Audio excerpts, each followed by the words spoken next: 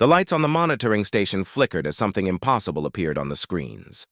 Commander Veltar stared at the readings, his 4 eyes blinking in different patterns as his brain tried to process what he was seeing. "This cannot be right," he whispered in his native tongue, then switched to Galactic Standard. "Run the scan again. Something is wrong with our equipment." The technician, a young Nexari named Kildek, pressed several buttons with his long fingers. The same readings appeared. "Sir, the scanners are working perfectly. There is definitely something out there." Veltar moved closer to the main screen. For 300 years he had worked at this station on the edge of known space. He had seen asteroids, space dust, and the occasional lost probe. He had never seen anything like this. The energy signature was massive. It was coming from the dead sector, the area of space where humans had lived before they destroyed themselves. Every species in the galaxy knew the story.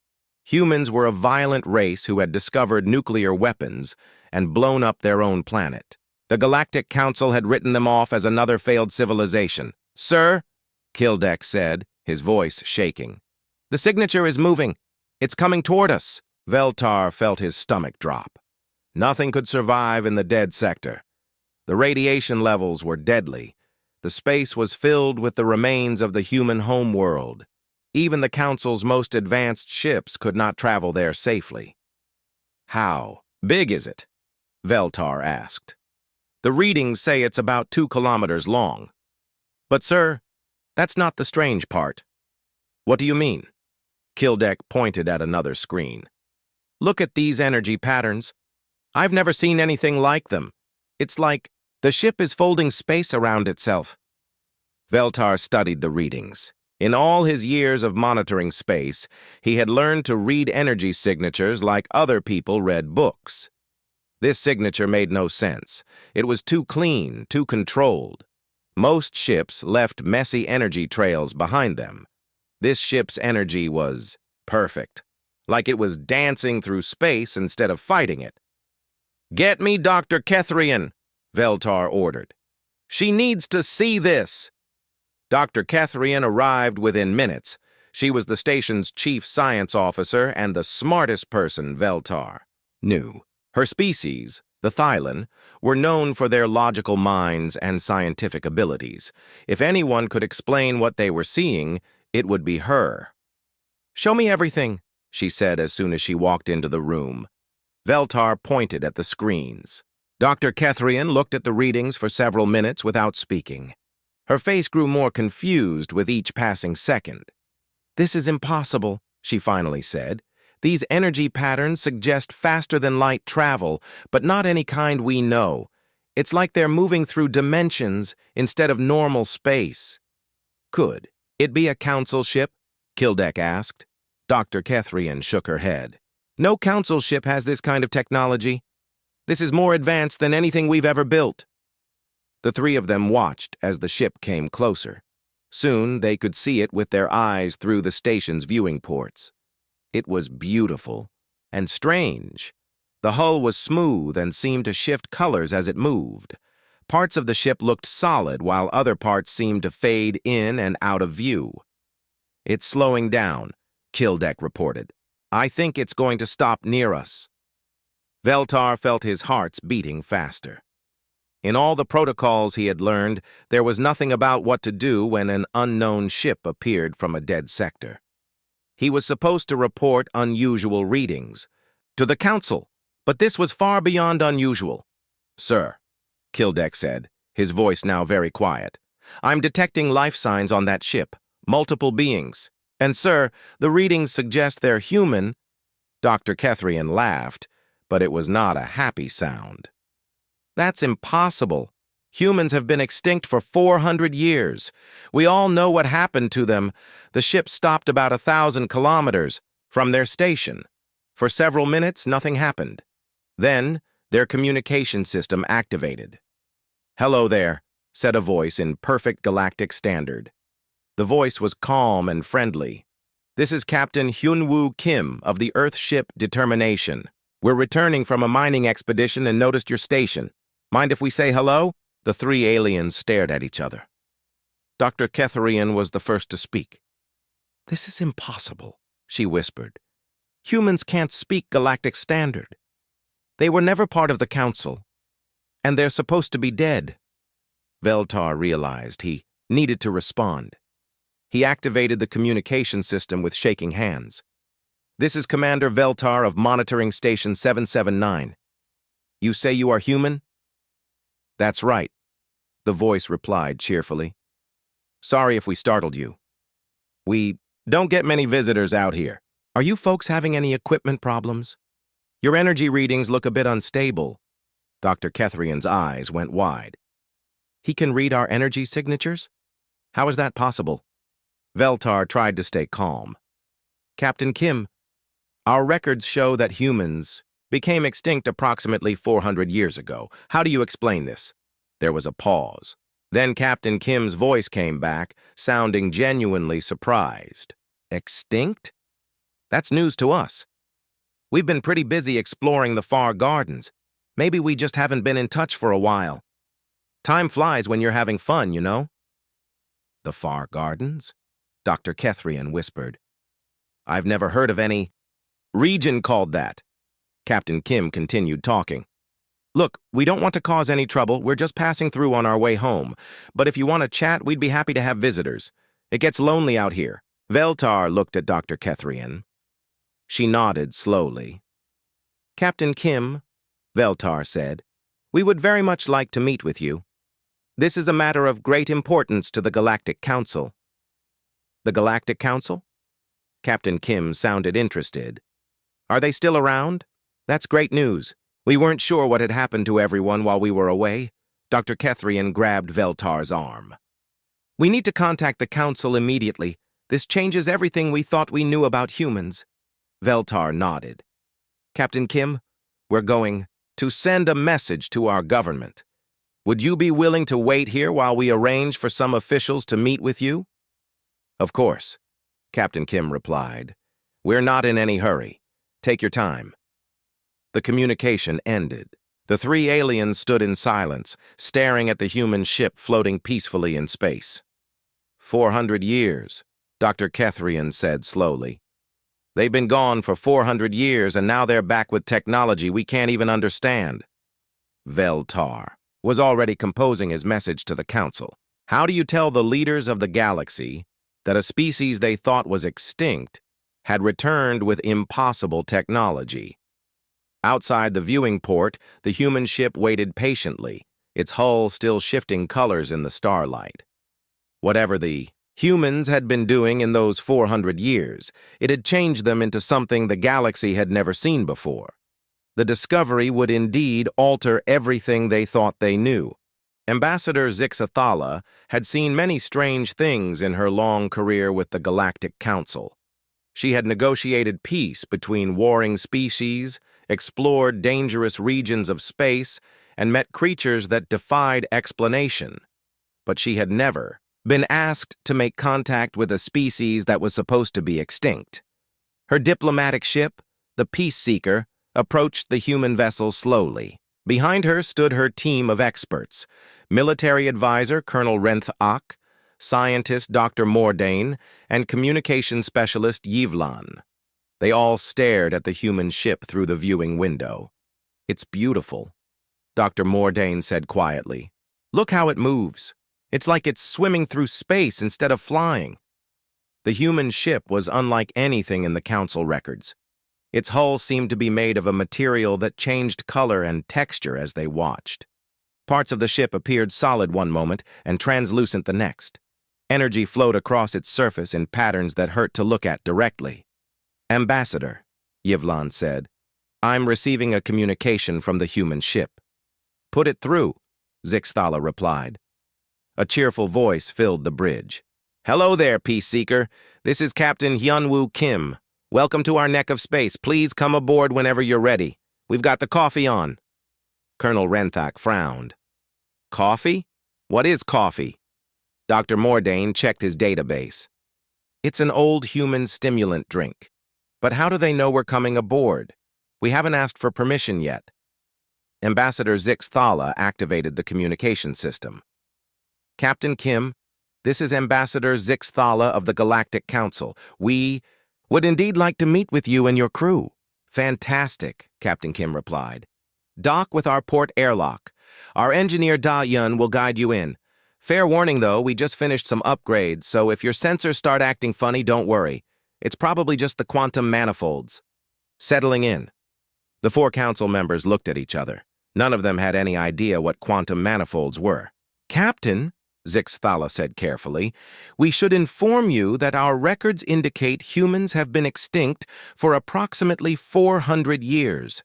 Your presence here is quite unexpected. There was a pause, then the sound of laughter. Extinct? That's a good one.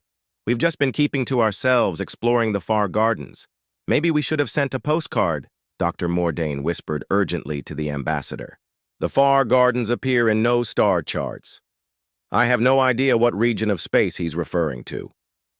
The docking procedure was unlike anything they had experienced. Instead of the usual mechanical clanking and pressure adjustments, their ship seemed to slide smoothly into place. The airlock sealed with a soft whisper. Docking complete, announced a female voice with a slight accent. Welcome aboard the Determination. I'm Da Yun Park, Chief Engineer. The artificial gravity might feel a bit different than what you're used. 2. We run it at about 1.2 standard to keep everyone alert.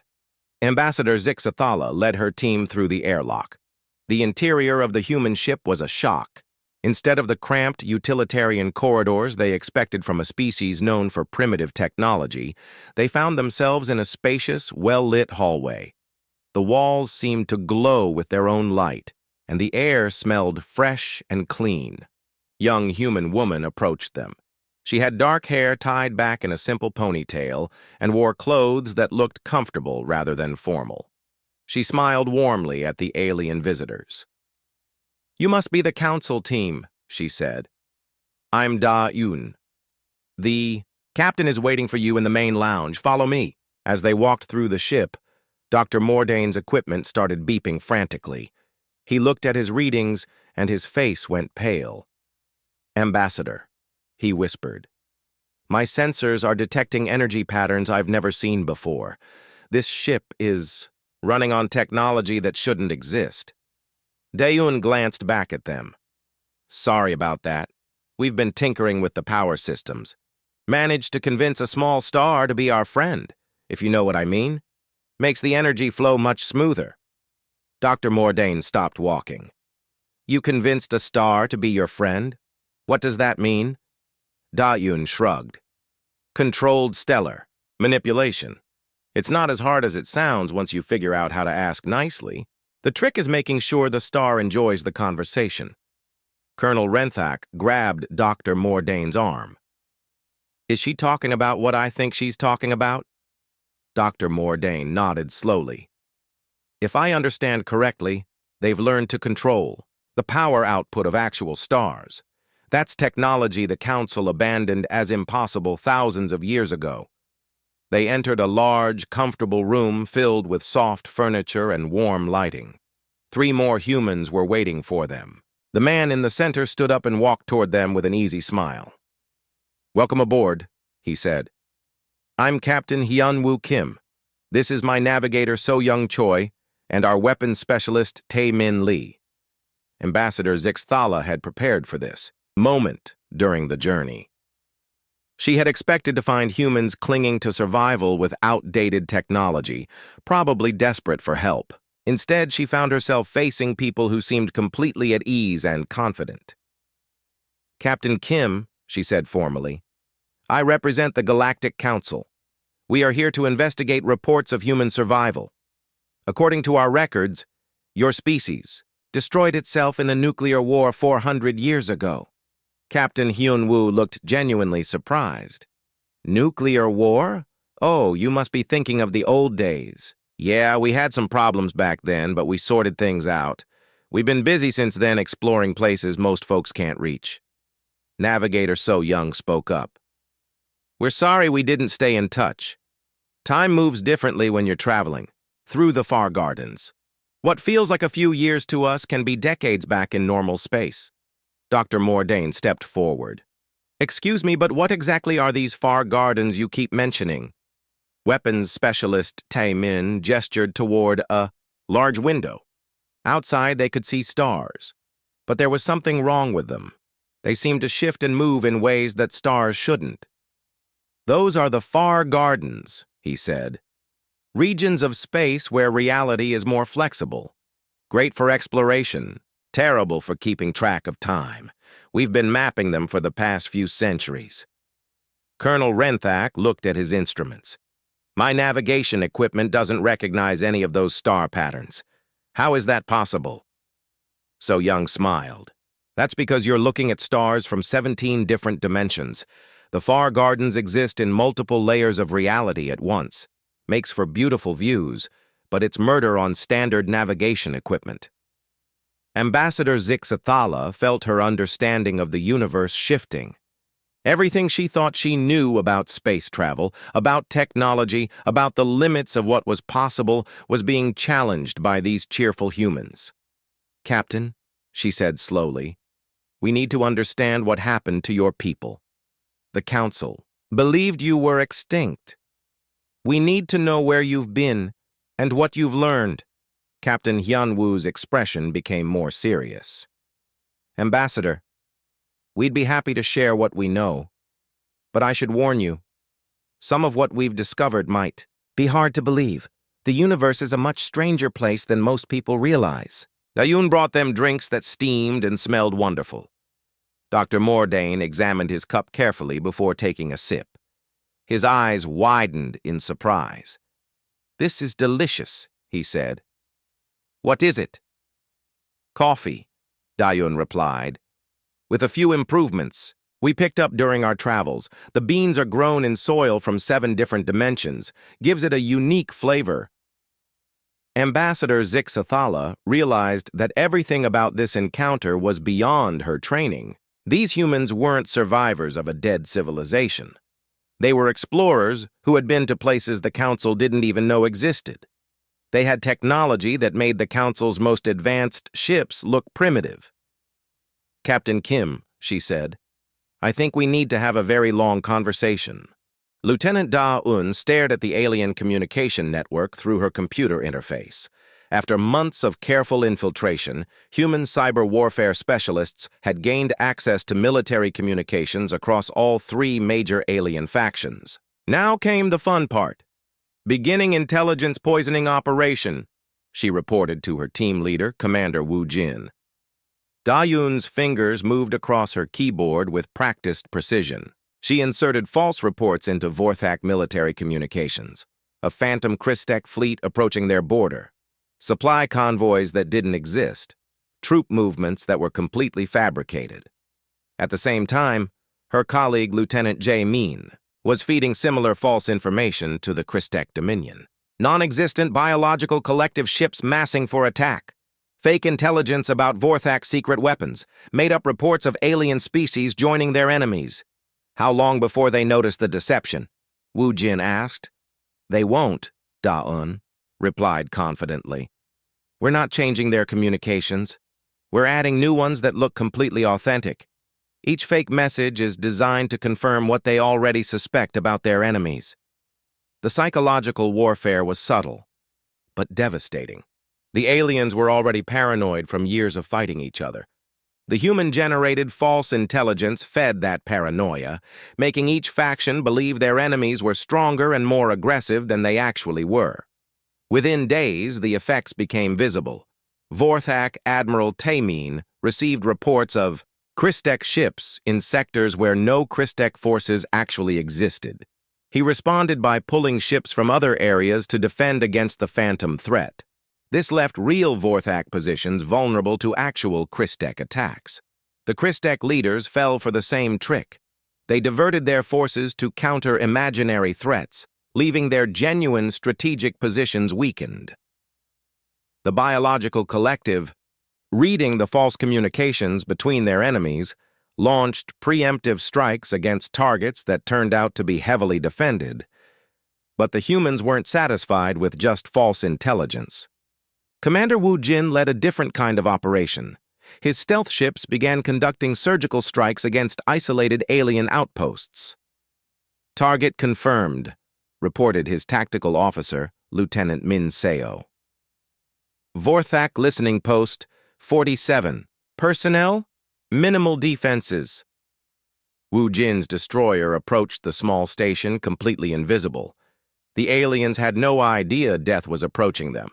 His ship's new weapons, designed specifically to counter alien technology, made short work of the station's shields. "Strike complete," Minseo reported. "No survivors, no evidence of human involvement."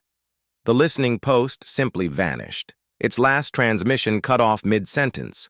When other Vorthak ships arrived to investigate, they found only debris and radiation signatures that looked like Christek weapons. Similar strikes hit targets across the galaxy. A biological collective research station disappeared overnight.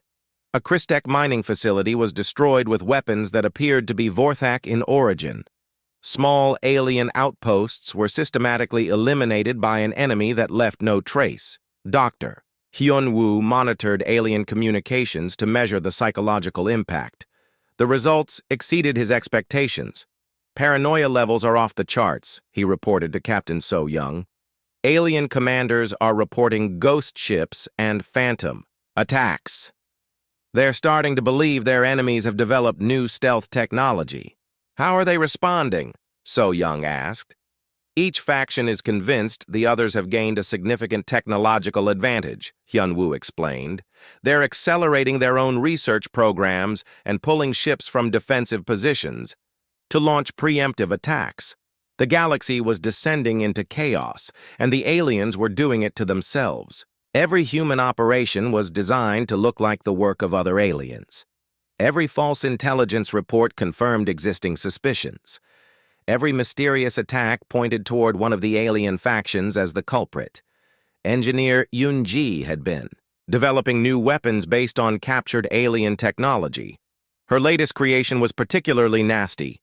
"Show me," So-young said when Yoon-ji requested a demonstration. Yoon-ji activated a small device that projected a holographic display. "This is a nanoscale weapon designed to infiltrate alien computer systems. Once it's in their network, it can rewrite their sensor data to show whatever we want them to see.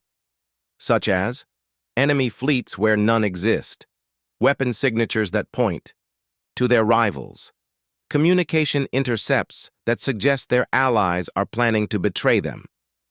So-young was impressed. "How do we deploy it?" "We've already started," Yoon-ji replied with a smile. "Every time our stealth ships approach alien positions, they drop microscopic probes that infiltrate nearby systems. The aliens can't detect them, can't remove them, and have no idea their own sensors are lying to them." The psychological warfare campaign reached new heights of sophistication. Alien sensors began reporting impossible things. Vorthak detection. Systems showed Christek ships that weren't there. Biological collective monitors detected phantom Vorthak fleets. Christek listening posts picked up false communications between their enemies. The aliens responded exactly as the humans predicted. They launched attacks against imaginary threats. They reinforced positions that didn't need defending. They pulled ships from important sectors to counter enemies that existed only in their manipulated sensors. Lieutenant Chan Ho specialized in communication interception. He brought So-young a recording that made her smile. "This is from a Vorthak military council meeting yesterday," he said, playing the audio. The alien voices were translated by human computers. Admiral Tae-min was speaking to his officers with obvious frustration. "Our enemies have developed stealth technology beyond anything we imagined," Tae-min said. "They can strike anywhere without warning. Our sensors show them in a dozen places at once. How do we fight an enemy we cannot see?" "By making them see enemies everywhere," So-young murmured. The human operations expanded across the galaxy. More phantom fleets appeared on alien sensors. More isolated outposts vanished without explanation. More false intelligence flooded alien communication networks. Dr. Yu Jin had been studying the psychological profiles of alien leaders. He presented his analysis to the human command staff. The alien leadership is becoming increasingly unstable, he reported. They're making tactical decisions based on false information. They're seeing threats that don't exist while ignoring real vulnerabilities. How long can we maintain this? So Young asked. As long as necessary, Eugene replied. The beautiful thing about paranoia is that it feeds on itself. Every false alarm makes them more likely to believe the next one. Every phantom threat confirms their fears about their enemies. Commander Haiwan monitored alien ship movements from her position in the Galactic Rim. The effects of human psychological warfare were visible across entire star systems. Captain, you need to see this, she transmitted to So Young.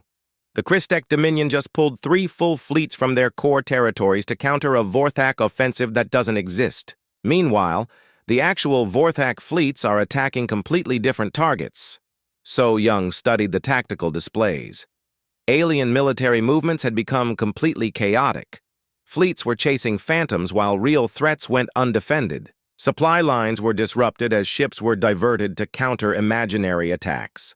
Phase 3 is ready to begin, So Young announced to her staff. The aliens are sufficiently weakened and confused. It's time to reveal ourselves. The officers exchanged glances of anticipation. For months, they had been fighting a shadow war, manipulating their enemies without revealing human involvement. Soon, the aliens would learn that humanity had returned. But they would learn it at the worst possible moment, when their forces were scattered and their leadership was paralyzed by paranoia. Signal all fleet groups, So Young ordered. Prepare for direct military action. The Age of Shadows is ending. The Age of Fire begins now. In the galactic darkness, the human fleet began moving toward the galaxy's edge. Thousands of ships that had been hiding in the void for 15 years prepared to announce their return in the most dramatic way possible. The aliens thought they were fighting each other. Soon they would discover they were really fighting humanity's ghosts. And ghosts, as they were about to learn, could become very real indeed. The neutral station called Harmony Point hung in space like a metal flower. Its 12 arms stretched out from a central hub, each one designed to welcome ships from different species. Some arms had docking ports for the crystal ships of the ethereals. Others had magnetic clamps for the metal vessels of the mechanical synth. One arm was even filled with liquid for the aquatic depths dwellers. Ambassador Kim Dong-woo stood on the bridge of the Aurora's Dream and stared at the massive station. He was a calm man with gray hair and kind eyes. For 20 years, he had helped solve problems between different groups of humans. Now he would try to make friends with aliens. It's beautiful, he said softly. Captain Lee nodded. And big. I count. At least 30 alien ships docked there. All here to meet us, Dr. Kang added. She sounded nervous. The Aurora's Dream moved slowly toward an empty docking arm. As they got closer, Ambassador Kim could see aliens watching them through the station's windows. Some looked like giant insects. Others were tall and thin like walking trees. A few seemed to be made of living metal. Remember, Ambassador Kim said to his team, we represent all of humanity today. Let's make them proud. The docking process was smooth. The station's computers had quickly figured out how to connect with the human ship. Within an hour, Ambassador Kim was walking through the station's corridors with Captain Lee, Dr. Kang, and engineer Yoon Ji-hee. The main meeting room was huge. Representatives from 12 different species sat around a circular table. Ambassador Kim tried not to stare, but it was hard. He had dreamed about this moment his whole life. Commander Velthar stood up to greet them. His reptilian features looked fierce, but his voice was polite. Welcome to Harmony Point. I am Commander Velthar of the Saurian Empire. We speak for the Galactic Confederation today. Thank you, Ambassador Kim replied. I am Kim Dong-woo, speaking for humanity and the planet Earth. We are honored to meet you. The formal introductions took an hour. Each species had its own way of showing respect. The ethereals sang a welcoming song that sounded like wind chimes. The insect swarms clicked their mandibles in a complex rhythm. The mechanical synth projected holographic patterns. When the ceremonies were finished, the real meeting began. "We are very curious about your species," said Dr. Kelnara, the Confederation's chief scientist. She was an ethereal, tall and thin, with skin that seemed to glow softly. "Your technology is unusual." Dr. Kang leaned forward eagerly. "We're curious about yours, too. We detected at least 6 different types of faster-than-light drives on the ships here. Dark matter manipulation, quantum tunneling, dimensional folding. Very impressive." Dr. Kelnara tilted her head. "You speak as if these are advanced technologies, but your own ship travels faster than light using what appears to be simple fusion power. How is this possible?" Dr. Kang looked confused. "Simple. Fusion? Oh, you mean our reactor?" "Yes, that just provides power for the ship's systems. Our faster-than-light travel uses the reality adjustment field." "Reality adjustment field?" "Yes. We create a small bubble of altered space-time around our ship. Inside the bubble, the physics are slightly different. We convince the universe that we're not actually moving, so we can travel faster than light without violating relativity." The room fell silent. Dr. Kelnara's glow flickered with what humans would later learn was extreme confusion. "You alter space-time directly?" Dr. Kelnara asked slowly. "Well, yes. Doesn't everyone? I mean, how else would you travel faster than light?" Commander Velthar exchanged glances with the other alien representatives. "Most species use exotic matter to create tunnels through space, or manipulate quantum fields to fold distances." Now, it was Dr. Kang's turn to look confused. "But that's so complicated. Why not just change the local physics instead?" Before anyone could answer, alarms started ringing throughout the station. The lights flickered, and several alien devices stopped working. "Power failure in Section 7, announced the station's computer. "Backup systems failing. Emergency repair teams to Section 7. Engineer Yoon-ji Haye stood up immediately. "Can we help?" Commander Velthar looked surprised.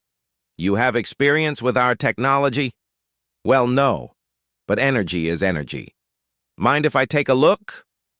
The aliens led them to Section 7, where the main power distribution center was sparking and smoking. Several alien engineers were working frantically, but nothing they tried seemed to help. Yoon-ji studied the problem for a few minutes. The power flow was unstable, causing feedback loops that damaged the circuits faster than they could be repaired. "I think I can fix this," she said. She pulled out the small device she had built as a gift for the aliens. It looked like a simple metal box with a few buttons and a screen. "What is that?" asked Chief Engineer Thoxall, a member of the mechanical synth whose body was made of living metal. "Just a little repair tool," Yoon replied. She attached the device to the damaged power junction and pressed a few buttons. Immediately, the sparking stopped. The lights became steady. The damaged circuits began working normally again. The alien engineers stared in shock. "How did you do that?" Chief Engineer Thoxall asked. "I created a small reality adjustment field around the damaged area," Yoon explained. "Inside the field, the circuits think they're working perfectly, so they do. The field will hold until you can make proper repairs." Dr. Kelnara was flashing through colors that humans had never seen before. "You can create localized space-time alterations with a handheld device?" "Sure. It's not very powerful, but it's useful for emergency repairs." The aliens looked at each other with expressions that clearly meant the same thing in any species. "What have we gotten ourselves into?" Commander Velthar recovered first. "This is most impressive. Your technology is very efficient." Ambassador Kim smiled. "We're happy to share. That's why we came to space, to meet new friends and learn from each other." "Yes," Dr. Kelnara said faintly. "Learn from each other," The meeting continued, but the atmosphere had changed. The aliens asked more and more questions about human technology. How did the reality adjustment field work? How much energy did it require? Could it be scaled up to larger sizes? Dr. Kang answered as best she could, but she was getting more confused. These aliens had technology that seemed far more advanced than anything humans had built. Dark matter, engines, quantum computers, dimensional drives, yet they seemed amazed by human technology that Dr. Kang considered basic. "I don't understand," she finally said. "Your ships use exotic matter and quantum manipulation. That's much more advanced than our reality fields." Dr. Kelnara's glow had settled into a steady purple that indicated deep thought. "Perhaps we should explain something about galactic history. For millions of years, all known species have followed the same technological path. First, we learned to manipulate energy efficiently. Then, we learned to manipulate matter at the quantum level. Finally, we learned to manipulate space and time indirectly through the use of exotic matter and quantum fields." "Sounds logical," Ambassador Kim said.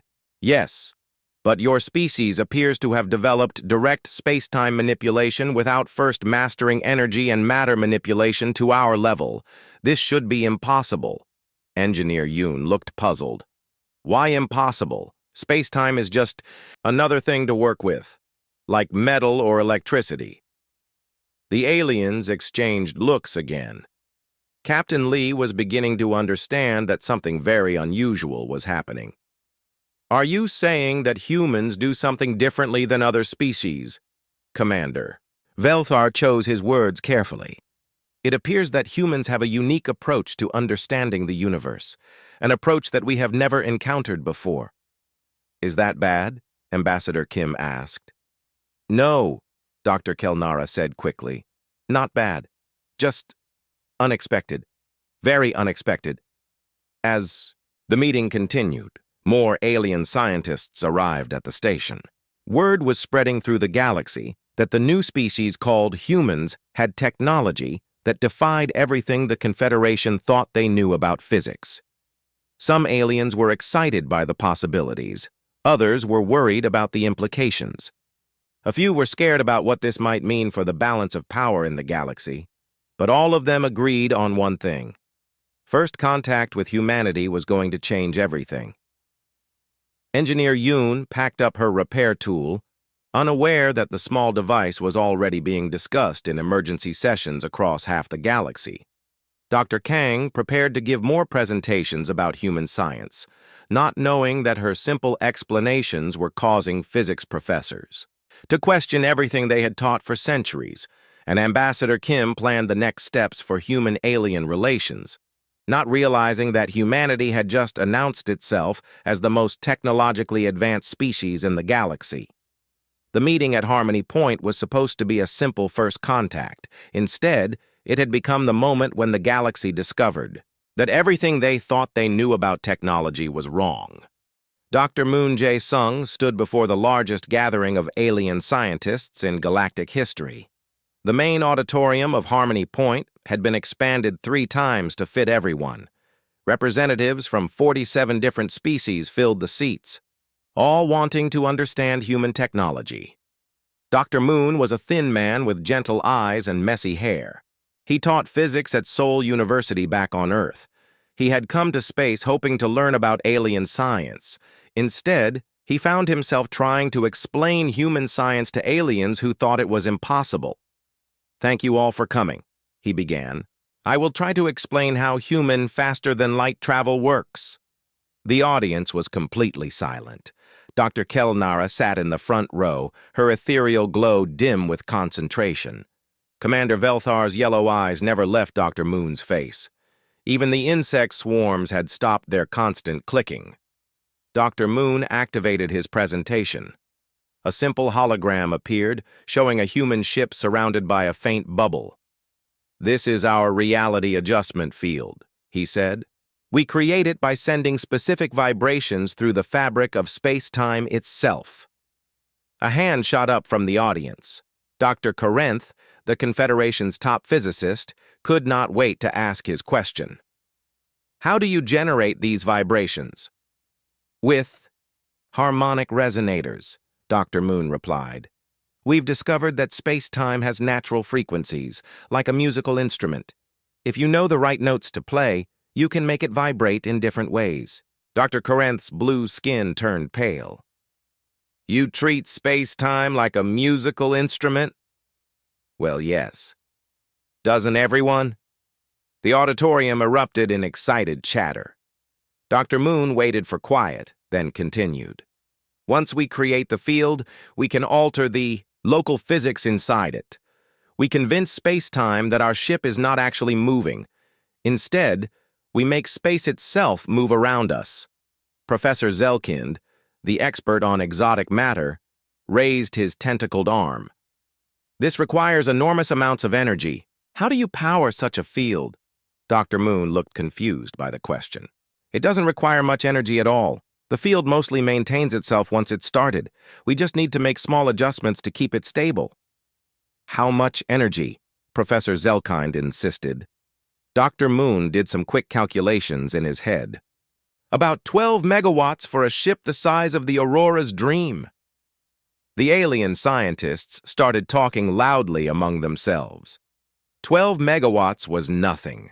Most alien ships used thousands of times more energy just for their basic life support. Systems Dr. Vexira, the quantum physicist, stood up.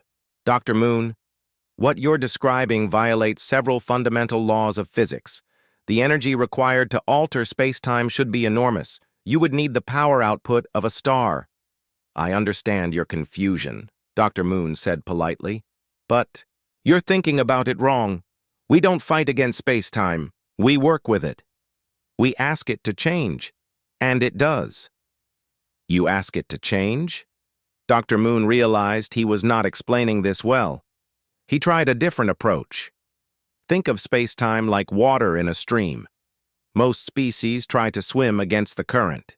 They use huge amounts of energy to force their way through, but humans learn to change the direction of the current itself.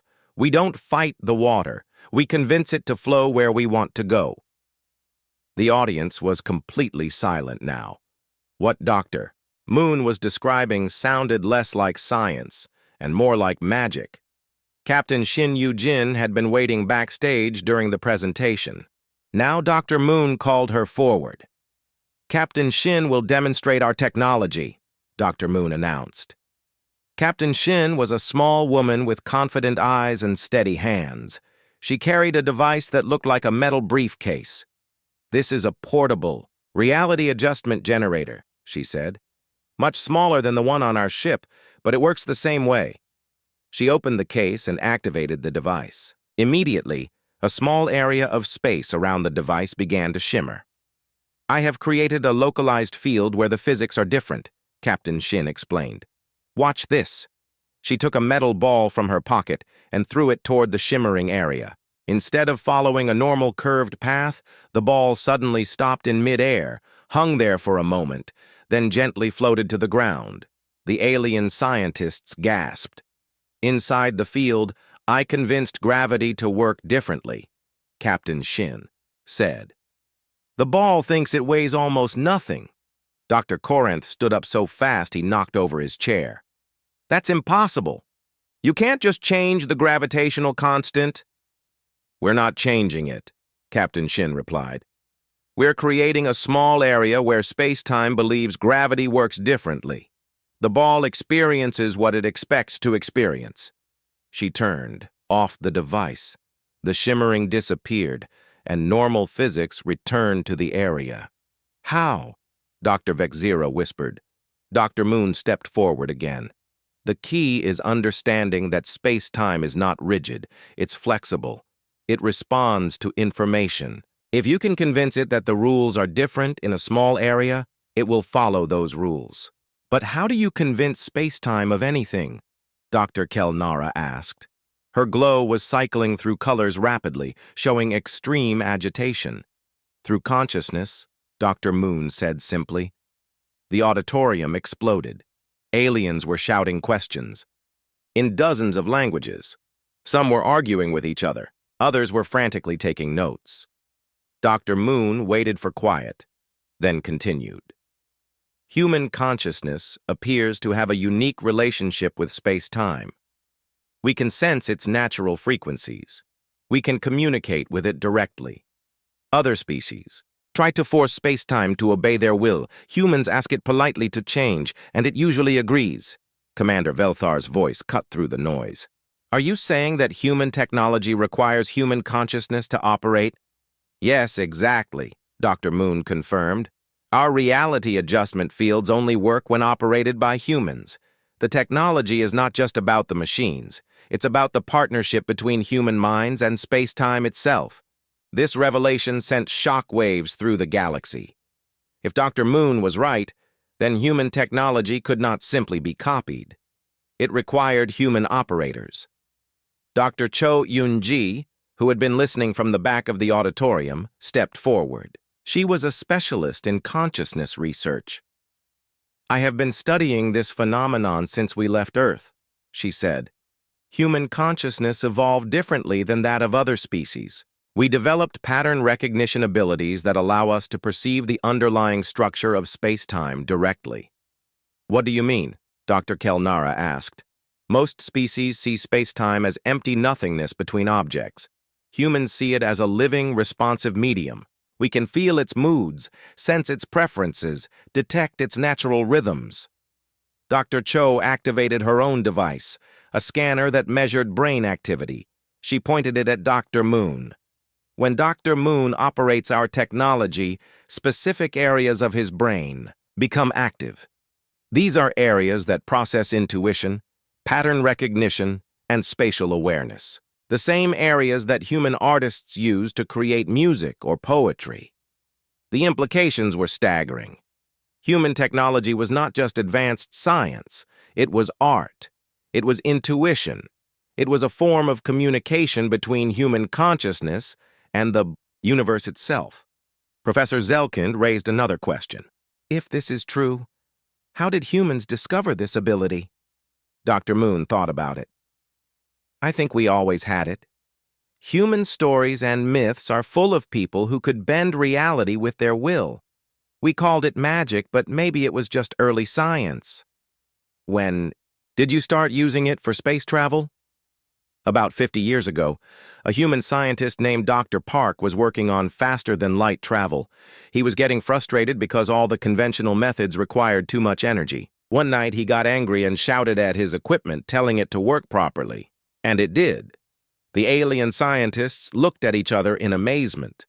He discovered that if he focused his intention clearly and asked space-time to cooperate, his machines would work with far less energy than should be possible. Other humans began experimenting with the same approach. We developed the reality adjustment field from there. Captain Shin demonstrated a few more impossible things with her portable device.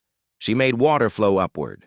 She caused light to bend in strange directions. She even created a small area where time moved slightly slower. Each demonstration drove home the same point. Humans could do things that should be impossible because they had a unique relationship with the fundamental forces of the universe. As the presentation ended, the alien scientists sat in stunned silence. Everything they thought they knew about physics had just been turned upside down. Dr. Kelnara was the first to speak. Dr. Moon, do you understand what this means for the galaxy? Dr. Moon looked puzzled. I hope it means we can be friends and share knowledge. It means much more than that, Commander Velthar said quietly. It means that humans are not just another species joining the Confederation. You are the most technologically advanced species we have ever encountered. Dr. Moon laughed. That can't be right.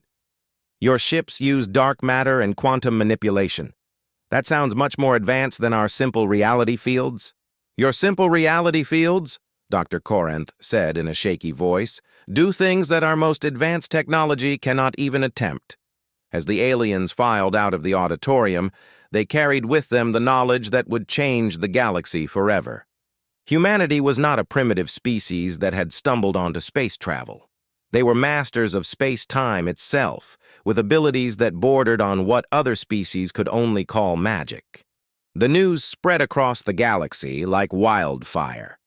Within days of Dr. Moon's presentation, every civilized world knew about the humans and their impossible technology. The reaction was immediate and intense. On the war world of Krex Prime, General, Mokhtar slammed his armored fist on the strategy table. His species had ruled through military might for thousands of years. They had the strongest ships, the most powerful weapons, the most feared warriors.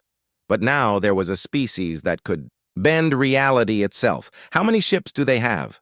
He demanded. His intelligence officer, Colonel Vexrin, checked his reports. Only a few dozen, General.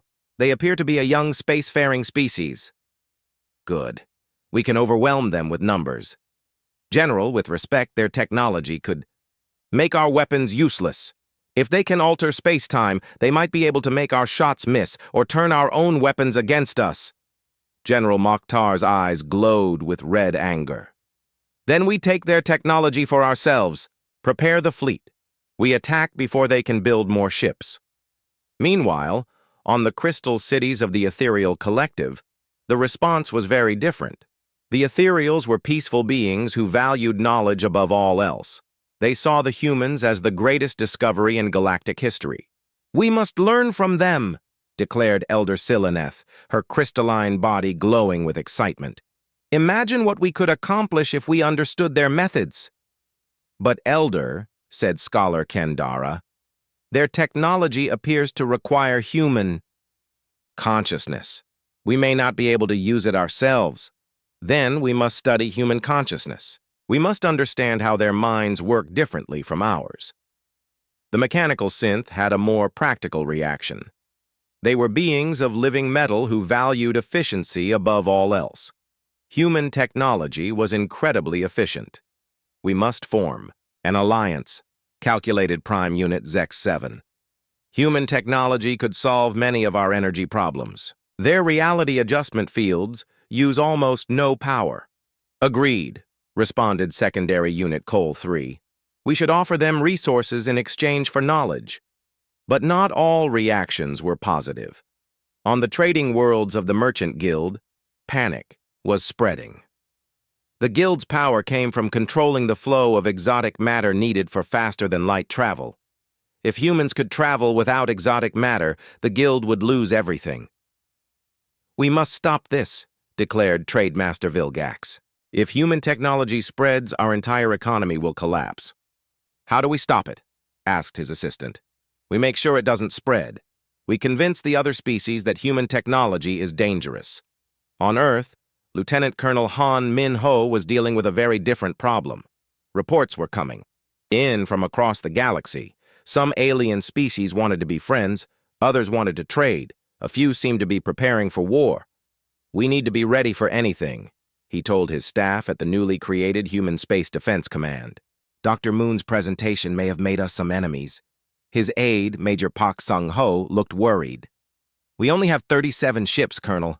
If the entire galaxy turns against us, then we need to be smart about this. Get me a meeting with Captain Lee and Ambassador Kim. We need to coordinate our response. Back at Harmony Point, the station was busier than it had ever been. Ships from every major species were arriving daily. Some came seeking trade agreements. Others wanted to study human technology. A few were clearly military scouts. Ambassador Kim was working 18-hour days, meeting with alien representatives. Each species had different concerns and different offers. The Depths Dwellers offered to share their medical technology in exchange for reality adjustment field generators. The Crystal Worlds wanted to trade rare minerals for human knowledge. The Ethereal Collective proposed a joint research program, but some meetings were more tense. Your technology is dangerous, declared Ambassador Thokral of the Merchant Guild. Altering space-time could have unpredictable consequences. You could damage the fabric of reality itself. Ambassador Kim remained calm.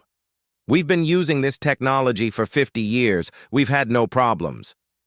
You've been using it in your own solar system. Using it across the galaxy could be very different. Dr. Cho Yunji, who was attending the meeting, leaned forward. Actually, our tests show that reality adjustment fields become more stable over larger distances.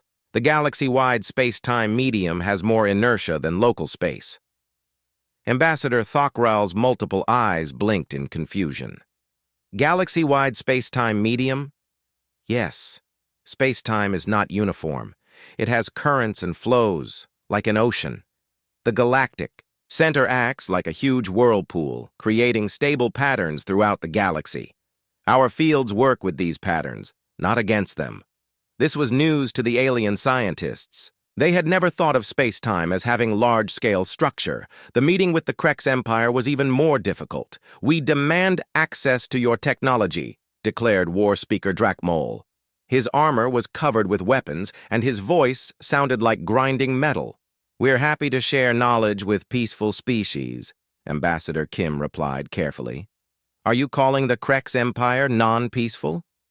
"I'm saying that we prefer to share our technology with species that will use it for exploration and trade, not conquest." War Speaker Drakmol's eyes glowed with anger. "The Krex Empire has ruled this galaxy for 10,000 years. We will not be denied by a species that learned to fly yesterday." Captain Shin Yu-jin, who was providing security for the meeting, stepped forward. "With respect, War Speaker, humanity did not come here to challenge anyone. We came seeking friendship." "Friendship?" Drakmol laughed, a sound like breaking glass. "You have technology that could end our dominance. That makes you our enemy." After the Krex representative left, Ambassador Kim called an emergency meeting with the human delegation. "We have a problem," he said. "Several species see us as a threat. Others want to use us for their own purposes. And a few are actively hostile." Dr. Cho had been studying the political situation. "The galaxy is more fragmented than we realized. There's no real central government. The Confederation is more like a loose alliance." Captain Lee nodded. "Which means, if one species decides to attack us, the others might not help." Lieutenant Colonel Han's voice came through the communication system from Earth. "I'm sending reinforcements. The Aurora's Dream 2 and the New Soul will arrive in 1 week. 2 more ships won't help much if the entire Krex fleet attacks us," Captain Shin pointed out. "No, but they will send a message. We're not as defenseless as we look." Dr. Moon had been quiet during the discussion. Now he spoke up. "Maybe we're looking at this wrong. Yes, our technology is advanced, but it's also very human. Other species can't just copy it and use it themselves." "What do you mean?" Ambassador Kim asked. "I mean that human technology requires human operators. If the Krex Empire captures our ships, they can't make them work without humans. And humans won't help conquer innocent people." Dr. Cho's eyes lit up. "That's right. Our consciousness-based technology is also our protection. Other species need us alive and cooperative to benefit from our technology." This realization changed everything. Humans were not just another species that could be conquered and enslaved. They were partners that had to be worked with willingly. Ambassador Kim began crafting a new diplomatic strategy. Instead of trying to please everyone, humans would form alliances with peaceful species and make it clear that their technology came with conditions. The message went out across the galaxy. Humans would share their knowledge freely with species that promoted peace, exploration, and cooperation. They would not help anyone who wanted to use human technology for conquest or oppression. The reaction was swift. The ethereal collective immediately signed a friendship treaty. The mechanical synth offered a mutual defense pact. The Crystal Worlds proposed a research partnership. But the Krex Empire's response was predictable. "If they will not give us their technology willingly," General Mokhtar declared, "then we will take it by force. Prepare the fleet. We attack in 1 month." The news of the coming Krex attack spread quickly. Some species offered to help defend the humans. Others withdrew their ambassadors and waited to see what would happen. On Earth, Lieutenant Colonel Han Minho was working around the clock to prepare defenses. Humanity had never fought a space war before.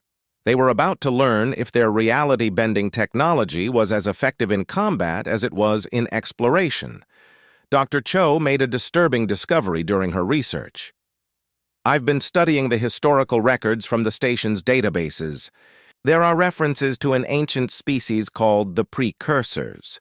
They vanished millions of years ago, but the descriptions of their technology sound familiar." "Familiar how?" Ambassador Kim asked.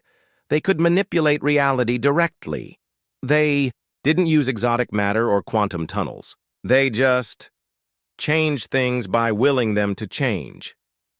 The implications were staggering. If Dr. Cho was right, humans might not be the first species to develop reality-based technology. They might be the inheritors of something much older, as the galaxy prepared for what could be the most important conflict in its history. Humans began to wonder if they were truly alone in their abilities, or if they were part of something larger that had been forgotten long ago.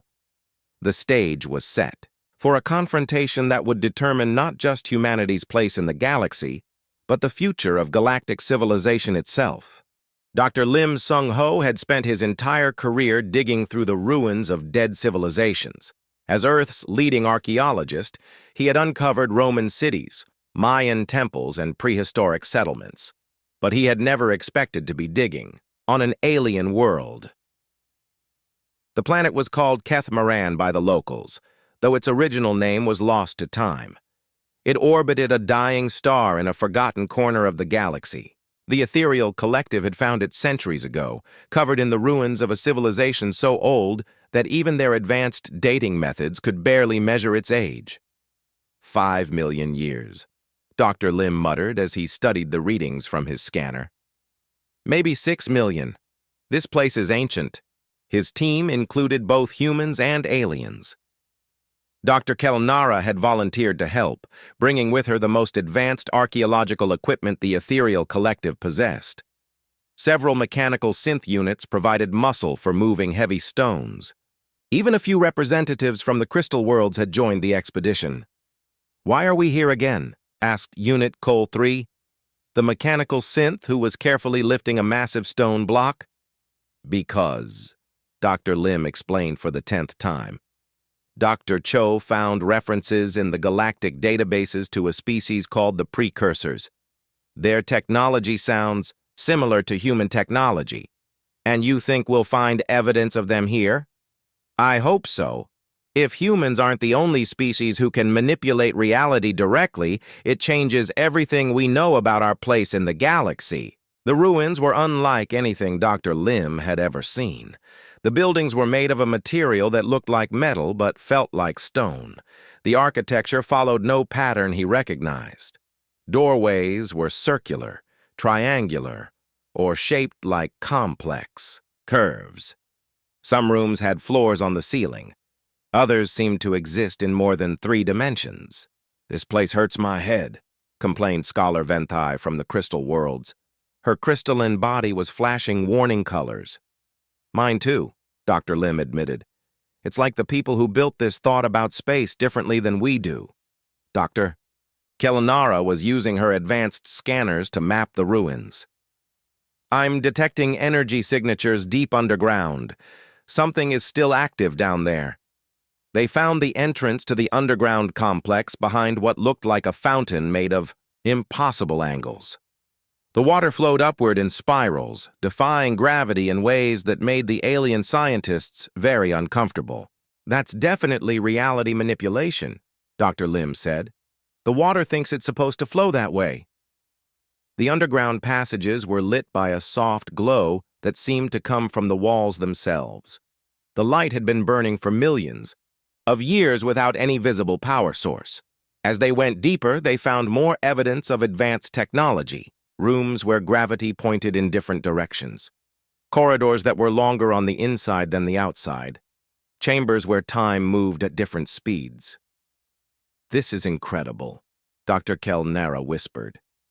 "They could manipulate every aspect of reality." "Not could," Dr. Lim corrected. "Can. Some of this technology is still working after millions of years. They reached the center of the complex, a vast circular chamber with walls covered in symbols. The symbols glowed faintly, changing patterns as the team watched. "It's some kind of database," Unit Cole 3 announced after scanning the walls. "The symbols contain information." Dr. Lim approached the walls carefully. As he got closer, the symbols began to change more rapidly. Then suddenly, they stopped changing and formed a pattern he could almost understand. "It's responding to me," he said in amazement. "The database is trying to communicate." Dr. Kelnara joined him at the wall. The symbols shifted again, becoming more complex. "It's responding to both of us, but differently." They spent hours studying the symbols. Gradually, they began to understand what they were seeing. The database was a record of the species that had built this place, the precursors. The story it told was both wonderful and terrible. The precursors had been the first intelligent species in the galaxy. They had evolved when the universe was much younger, when the laws of physics were more flexible. They discovered that consciousness could directly influence reality, and they built their entire civilization around this ability. For millions of years, they spread across the galaxy, creating wonders beyond imagination. They built planets where they wanted them. They made stars burn longer by convincing them they were younger. They traveled not just through space, but through time itself, but their power came with a terrible cost. "The database says they grew too confident," Dr. Lim translated, his voice troubled. "They thought they could reshape the universe itself. They tried to change the fundamental constants of physics." "What happened?" Dr. Kelnara asked. The symbols told the story. The precursors had attempted to make reality more flexible, to create a universe where consciousness had even more power over the physical world. But they had miscalculated. Instead of making reality more flexible, they had almost broken it entirely. The universe fought back, Dr. Lim continued reading. Reality became rigid, defensive. The laws of physics hardened to protect themselves from further manipulation. The great experiment had failed catastrophically. Most of the precursors died instantly when reality reasserted itself. Their planets were destroyed. Their technology stopped working, their civilization collapsed in a single moment. The few survivors had just enough time to create this database and others like it before they too died out. They left behind a warning for any future species that might develop similar abilities. "Consciousness and reality are partners, not master and slave," Dr. Lim read aloud. "Work with the universe, do not try to dominate it. Respect the natural order, even when you have the power to change it." The team stood in silence, absorbing the implications.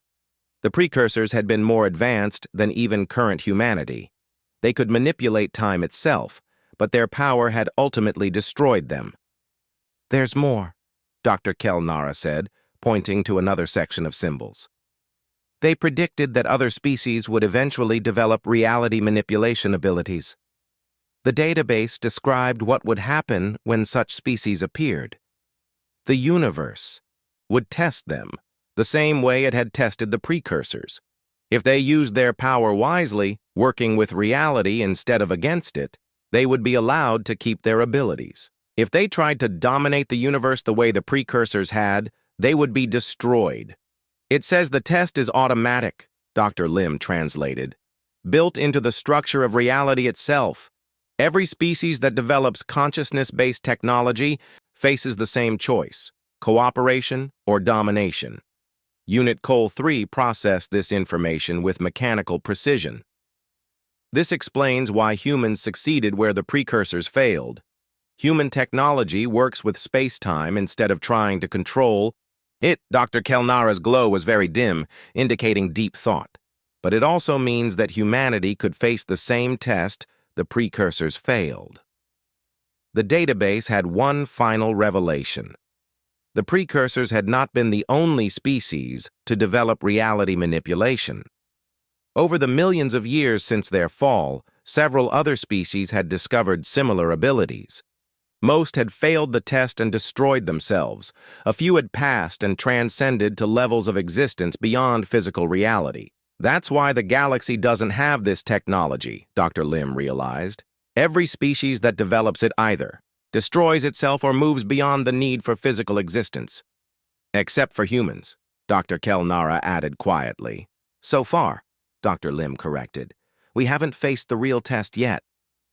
The database offered one last piece of information. Hidden in various locations across the galaxy were other precursor sites, each containing different aspects of their knowledge. If humanity wanted to understand their true potential and avoid the precursors' fate, they would need to find these sites. As the team prepared to leave Kethmaran, they carried with them knowledge that would change everything humans thought they knew about their abilities. They were not unique in the galaxy. They were part of a pattern that had repeated for millions of years. The question was whether they would be wise enough to break that pattern. Captain Quan Hana received the archaeological team's report while en route to the second precursor site. The implications were staggering. Humanity was not just another species with advanced technology. They were inheritors of a legacy that stretched back to the dawn of galactic civilization, but they were also walking the same path that had led to the destruction of the most advanced species in galactic history. "Get me a direct line to Earth," Captain Quan ordered. "The leaders need to know what we've discovered." On Earth, the leaders of humanity gathered to hear the archaeological team's report.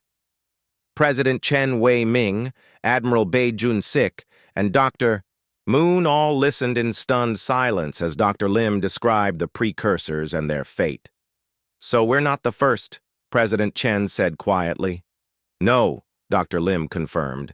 "We're just the latest in a long line of species that developed these abilities. Most failed. A few succeeded and moved beyond physical existence. We're still being tested." Admiral Bai was thinking like a military commander. "If the Krex Empire attacks us and we defend ourselves, could that trigger the same kind of cosmic backlash that destroyed the precursors?" "I don't know," Dr. Lim admitted. "The database doesn't give specific guidelines. It just says we need to work with reality instead of trying to dominate it." 5 years had passed since the last alien ship was destroyed in the Andromeda Galaxy. President Mi-jung stood in the observation deck of New Geneva Station, looking out at a galaxy that belonged entirely to humanity. The transformation had been remarkable and terrifying in equal measure.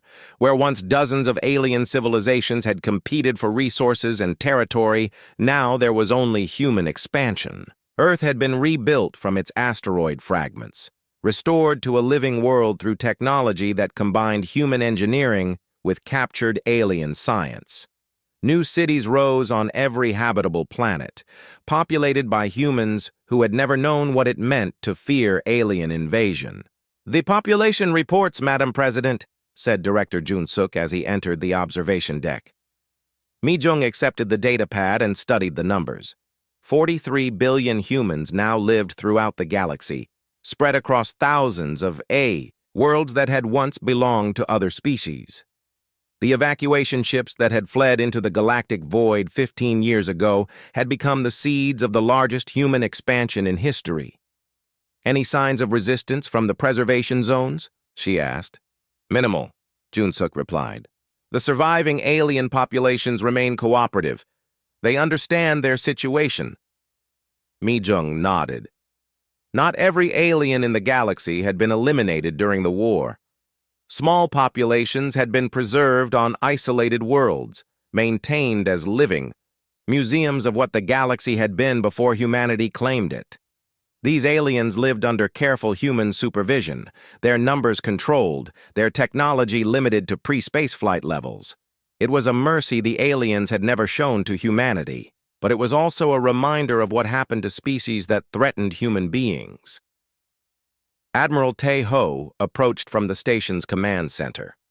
The old warrior had aged considerably during the war years, but his eyes still held the determination that had carried humanity through its darkest period.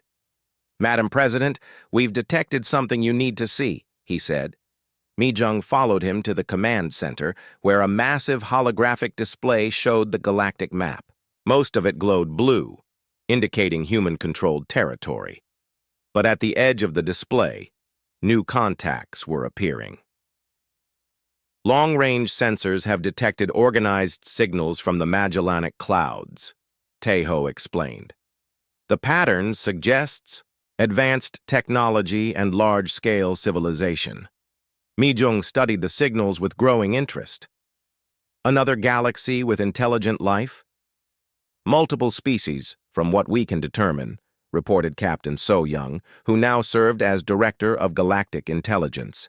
Their technology appears to be roughly equivalent to what the Vorthak, Christek, and Biological Collective possessed before the war. The command center was quiet as the implications sank in. Humanity had spent 5 years believing they were alone in the universe except for their preserved alien populations. Now they faced the possibility of contact with entirely new civilizations. What's their distance from our territory? Mi-jung asked. Approximately 200,000 light-years, So-young replied. Well beyond our current expansion zone, but not beyond the range of our most advanced ships. Dr. Yu Jin had been monitoring the alien signals from his science station. Madam President, I'm detecting what appears to be exploration signals directed toward our galaxy.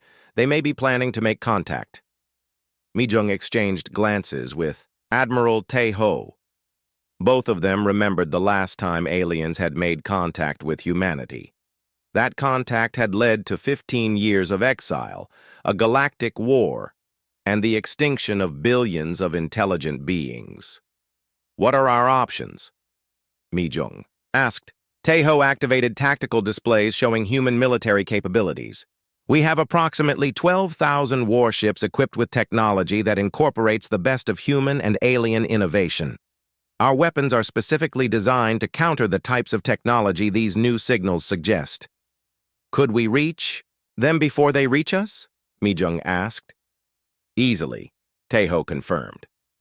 Our fastest ships could be in the Magellanic Clouds within 6 months. We could establish contact on our terms rather than waiting for them to find us. So-young added her intelligence assessment. Based on the signal patterns, these aliens appear to be in the early stages of intergalactic exploration. They're probably not even aware that this galaxy is inhabited yet.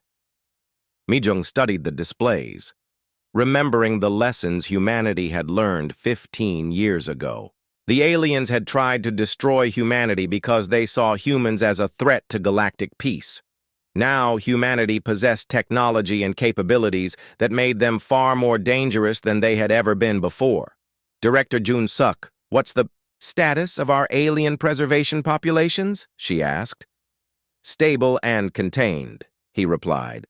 Current populations include approximately 50,000 Vorthak, 30,000 Christek remnants, and 20,000 former biological collective individuals. All are maintained on isolated worlds with no access to advanced technology. The preserved aliens served multiple purposes. They were living reminders of what happened to species that threatened humanity. They were also sources of biological and cultural information that might prove useful in future conflicts. Most importantly, they were proof that humanity could show mercy when it chose to do so. Have any of them attempted to make contact with these new signals? Mi-jung asked. Impossible, Jun-suk assured her. All preservation worlds are equipped with communication dampeners that prevent any transmissions from leaving the planets. The preserved populations have no way to warn anyone about humanity's capabilities. Admiral Taeho brought up strategic projections on the main display. Madam President, I recommend we take the initiative. Send an exploration fleet to the Magellanic Clouds to assess these new civilizations before they become aware of us. What kind of assessment? Mi-jung asked, though she suspected she already knew the answer.